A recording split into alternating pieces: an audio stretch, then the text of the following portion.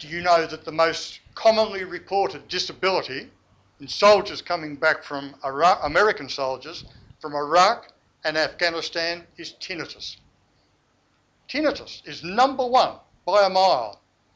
Now you would say, how in the world can that be? Don't they have state-of-the-art hearing protection? Yes, they do, but they won't wear it in a combat situation. They take them off when they go into combat because they are afraid they will miss a command or a signal that could cost them their life. They have given them training day after day saying, look, you'll pick up every sound. This hearing protection is so sophisticated, you don't have to take them off. They refuse, they take them off in battle, and it is the most reported disability with American soldiers. You can see the damage in this absolutely stunning photograph. This is a photograph of the human cochlea. Now, the human cochlea is a shell-shaped structure about the size of my little fingernail. It's in the inner ear, and it contains 10,000 hair cells. Now, if you can imagine this, these hair cells are in fluid, although that photograph doesn't show it. They are like seaweed on the ocean floor.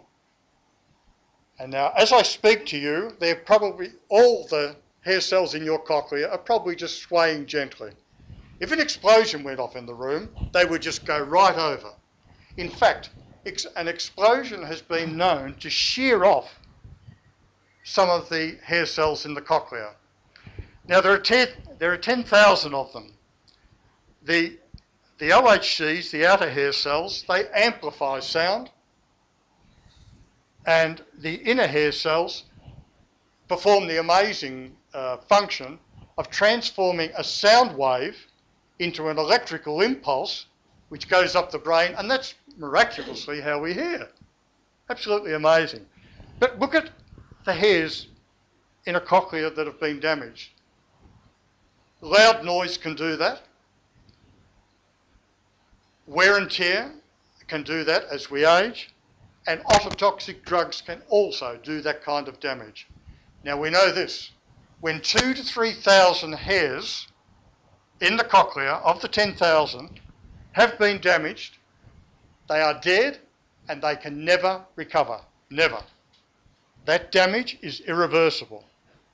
And when 2,000 or 3,000 have died, we start to experience hearing loss and probably tinnitus as well. We now know that tinnitus is not an ear problem, it's a brain problem. And there are similarities between tinnitus and phantom pain. We know that when a person has a limb amputated, they experience chronic pain in the amputated limb for up to 25 years. 25 years after the limb has been amputated. Now you ask yourself, how is it possible? There is only one thing that is causing that pain, the brain. The same thing is happening with tinnitus. With tinnitus, when we get a malfunction in our auditory system, the brain, just as it tries to do with phantom pain, tries to compensate for the lack of input.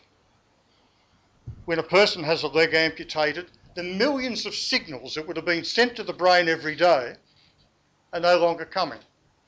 And we now know that the brain is not a machine like science thought for 400 years, with a growth spurt and then just gradual deterioration like a machine over many, many years.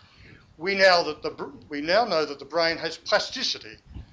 Are you familiar with Doig's book, The Brain That Changes Itself? A terrific read. This is at the cutting edge of neuroplasticity, and the neuroplasticians believe that they will be the ones who find a breakthrough for phantom pain and tinnitus. Because what's actually happening with both of these conditions, the brain is responding to a lack of input.